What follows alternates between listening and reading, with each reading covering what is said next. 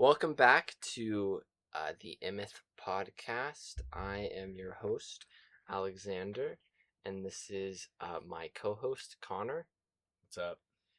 Uh, Today is episode 1, right? Yeah. Not to be confused with episode 0. Yeah, that's totally not confusing at all. Nope. What are we going to be talking about today, Connor? So today we're going to be talking about what truth is.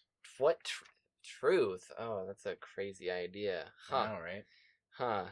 It's like this very abstract idea, right? When you say truth, it's something that's like you think of it and you start like your brain doesn't really think of anything solid. It's more of like, ethereal, like, oh, right, like love. You know how love means different things to different people. And so, um, when you say love, it's like this very abstract idea.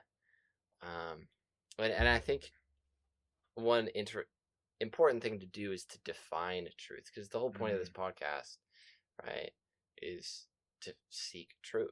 Yeah. And to find truth and to figure out what is true and what's not true and different stuff like that. And so defining truth from the get-go, I think, is super important. Oh, absolutely. I mean, it's kind of hard to have a podcast and talk about truth when you don't really say what truth is. Yeah. Good place to start. Yeah. So I think how I define truth is like reality. It's what really is. It's what actually exists. And so, an example of something that actually exists is like gravity, right? It's like a fundamental truth. I think it's interesting because when you look at like Buddhism is a really good example of this, right? When you dive into the weeds of Buddhism, there's a difference between absolute truth and convenient truth, right? So the absolute truth, right? When you like dive super deep into, like Buddhist theology and it's like in the weeds and it's like what actually exists is that none of us exist, right? None of us are real.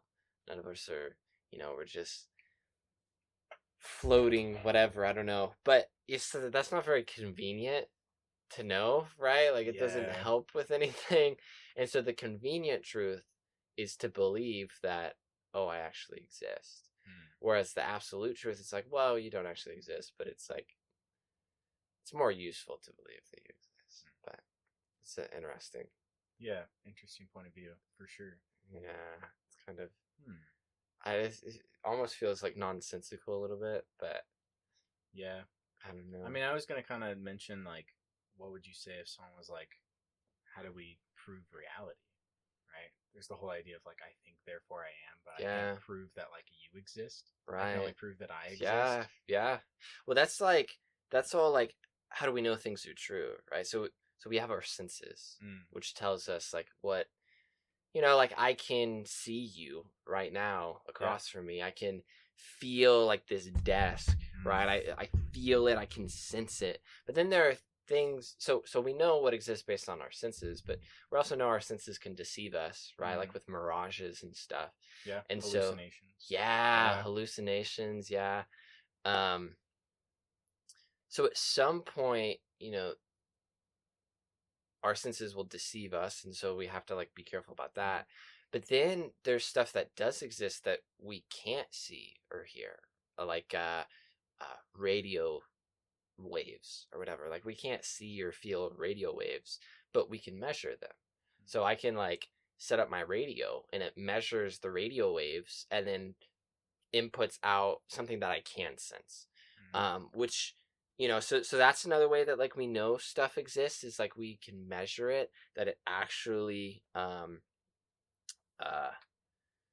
exists and stuff. And so something that's really interesting with materialists or naturalists, I use that word interchangeably most of the time. Materialists, right, assume that only what can be measured actually exists, and therefore anything but our material world that can't be measured doesn't exist, which is really interesting, but also really really weird because it's like it leaves holes in a lot of our understanding of philosophy, but even like science that we do know, like when you look at quantum mechanics and when we measure the particles and we measure the material, it actually changes when we don't measure it, right? So it's different. And then actually when we measure it, sometimes it permanently affects and permanently changes, not just what it'll be in the future, but also what it'll be in the past. It's really weird. Quantum mechanics is crazy, but it messes with our fundamental understanding of what is truth and measurement, because when you measure it, it changes it, and so that's kind of difficult. And then there's also the idea of like our consciences, like when you think. I was listening to what was it like Alex O'Connor or whatever, and he was talking about like the conscious problem when you think of like the color red, or when you think of like, I don't know, a red apple or a red door, and you think of it in your mind, and you can picture it in your head, and you know that that exists because it exists in your head. You can see it and visualize it, and you can think about it. But if I were to like cut your head open and like fish around, I wouldn't find that anywhere in your head. Like it, and you can measure like brain waves and different like the way your brain reacts, but it's not like you're not finding a red door anywhere in those measurements. And so to some extent, like we can tell that stuff exists outside of what is measured. And so that's where like philosophy comes in, um which uh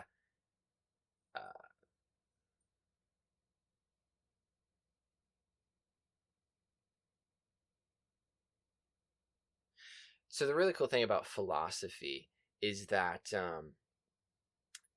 when you so science and philosophy were originally like one thing, right? They were interchangeable.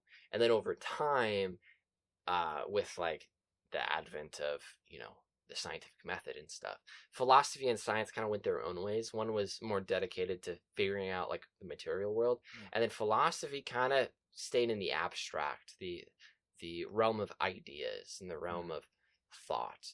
And I think philosophy does a lot of the work that science can't do. That doesn't mean the questions posed in philosophy won't then later be answered by science, but it definitely helps to deal with them. Like I think quantum mechanics metaphysics is a really good example of the way in which philosophy kind of picks up what science doesn't even want to deal with. Yeah. But yeah, but fundamentally at their root, philosophy and science are both meant to figure out what is true through different means. There's also, when you look at how to determine what is true and what isn't true, there's also this like realm of experience, right? You may not be able to see or measure, say, like a spiritual thing, but when you look at the way in which spirituality brings life, purpose, and meaning to people's lives, that's definitely an impact, right? And then it's a positive impact on people. That doesn't necessarily mean that it's true, but it does give it some credence, to like consider it as a possibility, right? And that's kind of one of the things I want to look at, as we're going through this podcast, is like, how true are religious things? Like, how true is spirituality? And is it just like, a bunch of people hallucinating or making stuff up as coping mechanisms? Or is there something actually there? Yeah. Yeah.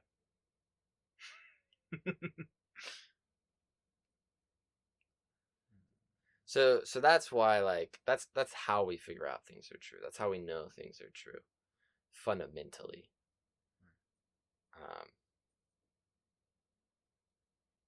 So then, if those are the ways that we figure out things are true, right? Why should we bother trying to figure those things out? Because I mean, kind of sounds like a lot of work to go through like all of this stuff, right? I mean, your senses, it's pretty easy, not a whole lot of work. You just kind of touch stuff, feel stuff, smell stuff. But the science and the philosophy and all of that stuff gets a little heady. Like, why put in the effort? Why put in the work? Yeah. I think that's a really good question. And I think fundamentally the reason that seeking truth is important, even when it's hard and even when it's confusing, is because it really helps us make informed decisions based on how things work. Um, and it's not necessarily like seeking truth isn't completely about knowing everything, but it's more about knowing who you can trust and who you can have faith knows what is true. Because we all at some level have faith. Like when you're driving down the road, you have faith that the person on the other side of the road isn't gonna like crash into you. Right. So on a fundamental level, especially when we look at like what we believe to be true, right? We're putting our faith not necessarily that we know like absolutely that it is true, but we trust the people who have told us. So when my science teacher tells me that the earth is round, I'm trusting my science teacher, and I'm trusting the literature and the wealth of information that people tell me makes sense. But I haven't actually like gone up into space and seen the curvature of the earth. Yeah, but Alex, the earth is flat. Maybe we'll talk about that in a future episode. Right. Yeah. But I think really the reason that believing the truth is important is because it affects our behavior, right? When you believe something, it permanently affects the way in which you act. And when you believe what is true, then it positively affects our lives. I think believing something that isn't true is ultimately negative. Like I think it hurts us when we believe in the untruth. I like using the example of like germ theory, right? Like we can't see germs unless you've like pulled up a microscope in lab class or something and looked at it, and you may have done that, but how do you know if those are actually germs, and how do you know that those are actually bad for you, right? You have faith, right, that germs are actually bad for us. And so because you believe germs are bad for you, you wash your hands right after you go to the restroom or something, right? But if we had like a surgeon, right, who, maybe believed, like that washing your hands is better for you, but actually doesn't actually practice it, that's just like a bad person, right? That's just like you're actively making bad choices because you believe something, but you don't act out of it. But if you do believe it and you're genuinely being a good person, you're like, oh, shoot, I need to wash my hands before I do surgery because I could really, like, and you're even wearing gloves anyway, but you know what I mean? Yeah. Whereas, like, if that surgeon believed that washing your hands in mud was better for the patient, right? He could choose to not act out of his belief and be like, you know what? I'm gonna wash my hands with soap and water. I I think it's actually worse for the patient, but I'm gonna do it anyway because everyone is telling me to do it, or whatever, Sure, yeah. Whereas if he genuinely is like, oh shoot, washing my hands with mud is going to be better for the patient. I need to do that because I believe it, and it'll affect his behavior, and then it'll be a net negative, right? It'll infect the patient, and Well, and I think like going kind of with the same thought process of talking about surgeons and doctors and stuff. Yeah. People a lot of times we put our faith in other people, right? Not in truth or hard facts, because we don't know what the people are going to do. People are imperfect and are going to mess up, right? You go into surgery with a doctor, you don't necessarily know that you're going to come out of surgery. You're putting your faith in that person. So I think as much as we love to think that we're these logical beings who are so, straightforward and think through all of this stuff, it's like, no, we put our lives in other people's hands all the time. I mean, like you mentioned earlier, driving down the road, there's some really crazy people driving, especially in Springfield, Missouri. It's really bad. But conversation for another time. But yeah, I mean, I think a lot of times people just get so bogged down with the idea of faith and like, oh, it's such a bad thing, right? But even if you look at different religions, there's a reason. I mean, there is a logical reason that religion exists. All of these different religions and why they've lasted for thousands of years.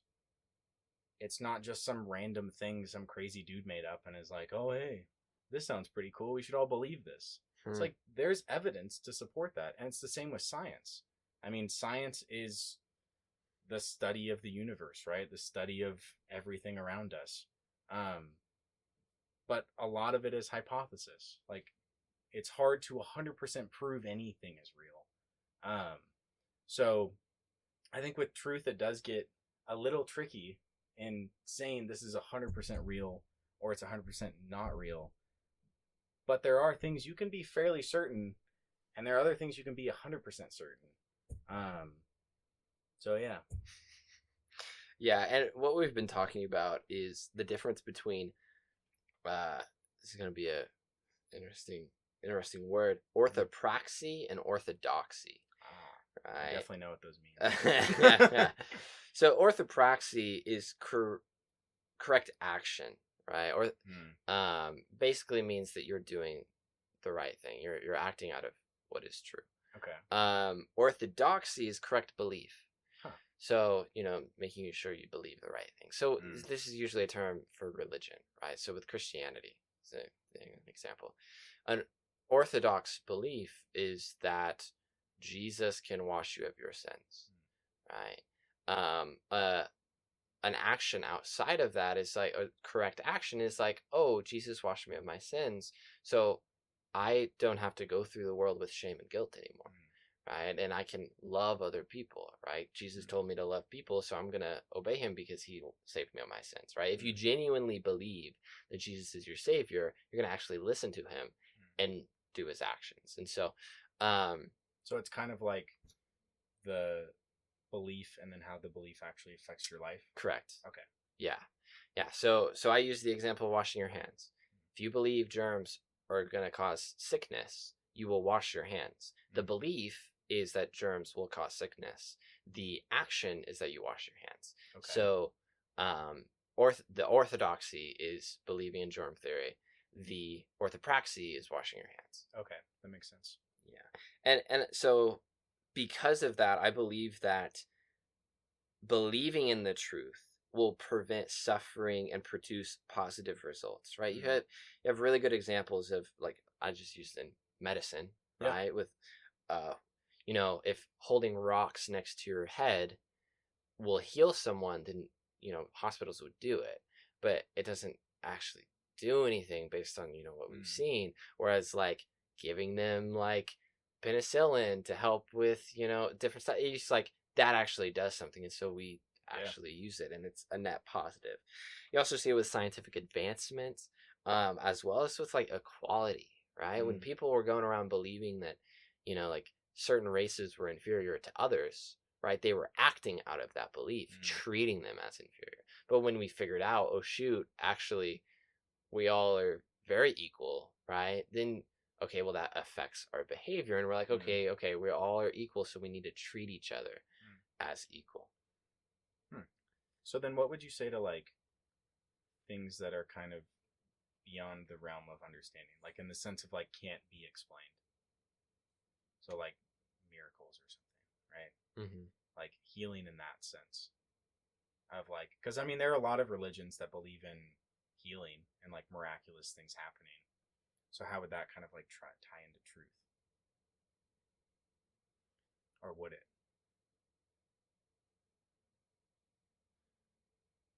Like in what way? Like are you asking, do miracles actually happen because they violate the laws that we already know to be true? Is that what you're asking? Or yes. I think like the whole definition of a miracle is that it goes against how the world works. Logic. That's like kind of the point. Yeah. That's why they're so miraculous. That's why like only God can do them, and it's like anyone who does miracles, like when you look at the Bible, right, the only people doing the miracles are the people who God actually like sends. And sometimes like you have instances of like a hag talking to Samuel after he died, or like the Egyptian mages that hung out with Pharaoh, but a lot of those instances imply that they're drawing their power off of demons, right? And it's still a spiritual level of that's not natural. That's not how God designed it to be. But okay, yeah, I think something you brought up earlier was really interesting. The idea that we're not beings who are inherently reasonable, right? We like to pretend that we're rational, and we like to pretend that, oh well, I actually think before I make actions. yeah, But when you when you look at people, like we're not inherently rational beings. We're inherently emotional, yeah, and I don't think that's necessarily a bad thing. I just think when we try to pretend like we're something that we're not, then that we're not being honest with ourselves about what is true about who we are. And so using reason and logic to find truth, I think, is really valuable, right? When you think about how we're made in the image of God, God is a rational being, but he's also an extremely emotional one. And so for us, we are rational, but we're also extremely emotional. And so I think there are ways in which to find truth through logic and reason. There's also ways to find truth through like quality of life and emotion. It's the beautiful thing about science is that it does a really good job through the scientific method and measuring. It does a really good job of telling us how the world runs, but it does a horrible job at giving us like, meaning, purpose, and life. Yeah. When I do research, on like how the world came to be, it doesn't bring me life in the same way that maybe like praying does or reading my Bible, right, in a non-studious way, right, that actually experiencing God does. And so science has value in that way, but it's still lacking in understanding truth, because fundamentally humans need purpose, right? We're built for purpose. Absolutely. And so to some level, I think that's evidence for understanding that, oh shoot, there is a purpose for us, because we don't desire things that are outside of our grasp. Like a fish doesn't wish to go to space, right? He doesn't have that desire to fly around in the stars. Because that's not even within it has a desire to eat food and maybe like lay some seeds or something, lay some eggs or something. But it doesn't have a desire to go to space. And so it's like, for us as humans, we have this desire to have meaning and purpose. But based on a materialist worldview, well, we have no purpose, right? There's no meaning, right? We're just going to live, reproduce, and then die, right? That's our purpose. And that is so devoid of any sort of life. It's very nihilistic. Oh, yeah. Whereas when you look at the Bible and you look at a lot of religions, offer meaning and purpose, that's kind of one thing that I think gives them another level that gives them credence. It's like, not just does it positively affect people's life, but it gives people purpose. Yeah. It brings life to them. And so when you look at the Bible, I use it as my source of spiritual truth, and I use science as my source of material truth, right?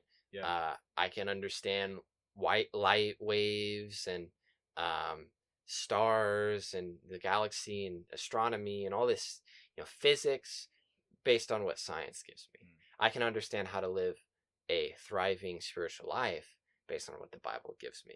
Because fundamentally, right, I believe only what is spirit can be revealed by the Spirit. Well, and I think going back to something you mentioned earlier, you were talking about truth and kind of how it relates to quality of life. And I think that's a really interesting point, because looking at the Bible, right? If you were to just follow the Bible, what it says in the Bible, what it says to do, right? And you took God out of it, your quality of life would improve, right? And then you put God into it, and your quality of life improves exponentially, because then you do actually have purpose. You do actually have meaning.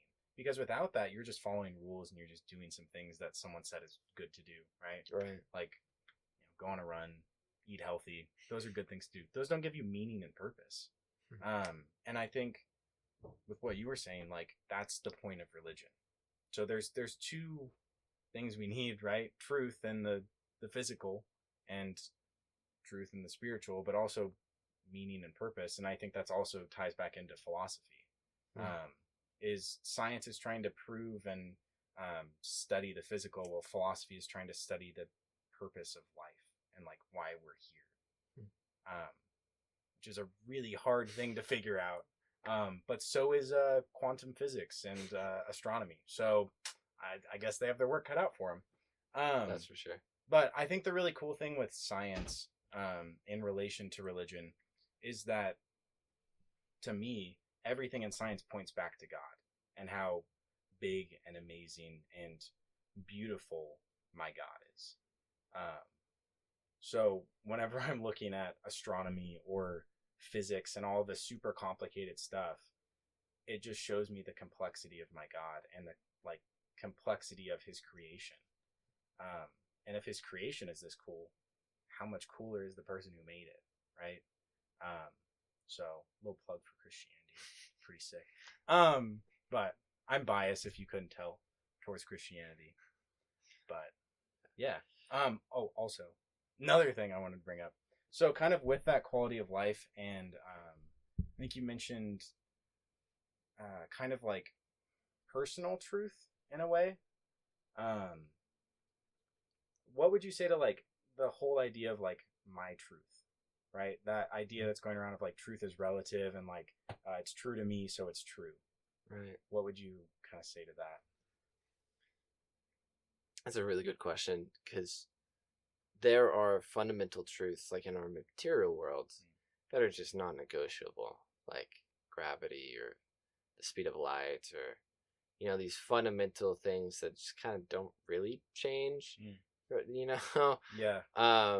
Like, and there are fundamental truths in the way that I know if I tell you the sun's gonna rise tomorrow, right?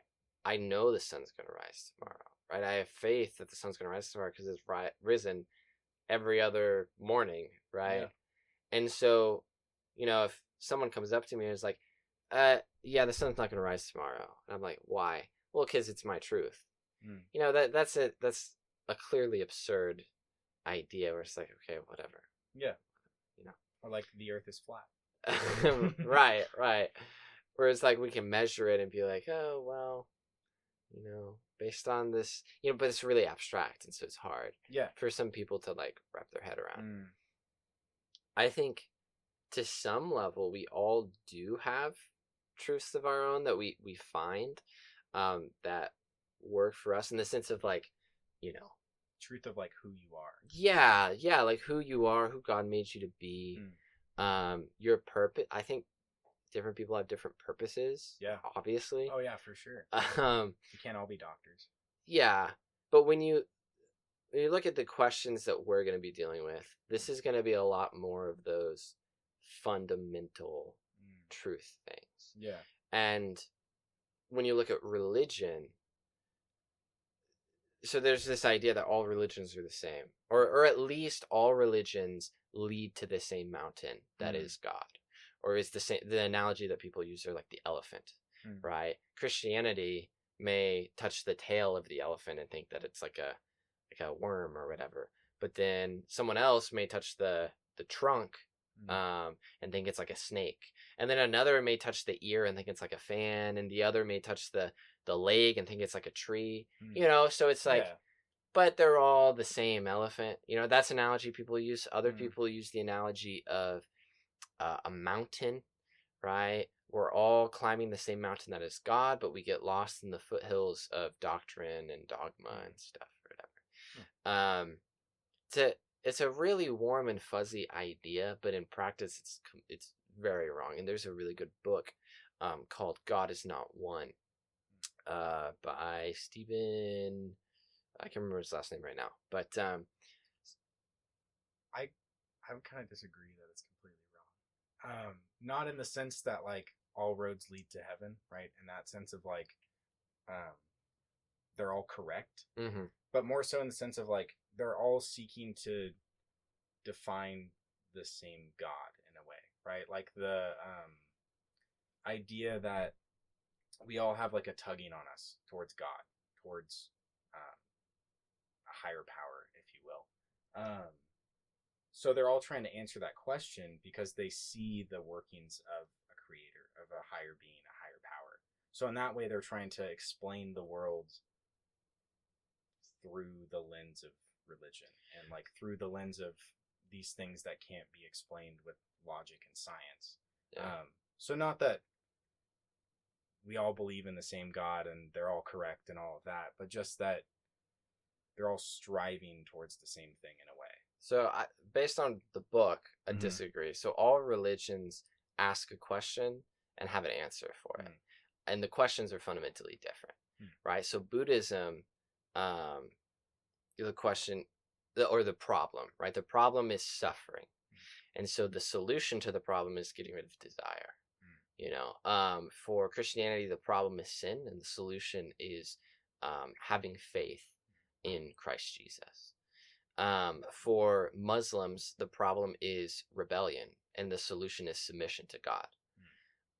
For a lot of African religions, the problem is not being connected enough, and the solution is interconnecting yourself. Um, uh, I can't remember one for Hinduism right now, but for Judaism, the problem is exile, and so the solution is it's like coming back to God or something. I can't remember everything. But so fundamentally, they're answering different questions and they have different problems. And their gods are very different, right? The God of Christianity is very different from the God of Islam in the sense that the God of Christianity inclines toward mercy and is slow to punish, whereas the God of Islam is really quick to punish and slow to be merciful. And so there are like fundamental differences between the gods and the purposes of the religions. The only two things that religions really have in common are a sense of ethics are generally consistent, and then the fact that our world is fundamentally broken. They all agree upon that, but they have different solutions to what is broken, right? Like, you know, Buddhism, the brokenness is suffering, and so they have a different solution for that. And so the idea, at least behind the book, is that all religions claim different truths. And my argument is those different claims are, if they're true, then we should believe them. If they're false, we should not believe them. We should throw them away because they're not going to help us. Yeah. And that's the fundamental thing with like the believing that all religions go to the same place. It's like, okay, well, they actively go to different places, and that's why some religions, I'm gonna say it, are wrong, and then other religions are more correct because they're more in line with what is truth. And that's kind of the point of this podcast, is figuring out, okay, what belief systems are true and what belief systems are wrong, because if you believe those belief systems, then let's, you know, your whole life is a lie, basically. And I think that's how to answer that question. Okay. Yeah. And I wasn't saying they all believe in the same God, but yeah, I agree with what you said. Sweet. So the next podcast episode, we're gonna focus on this thing called the Bible. Bible. Yeah, the Bible. Because we talked a lot about the Bible as like a source of spiritual truth, but we didn't really dive into why or how or what it really is, because there are different Bibles for different people. And, you know, if you look at the Bible Hitler made, it's very different than I'm sure the Jewish Bible, right? So we're going to look at that and why we think it's true. So awesome. I am Alexander, and this is Connor, and we're gonna see you next time. See you then.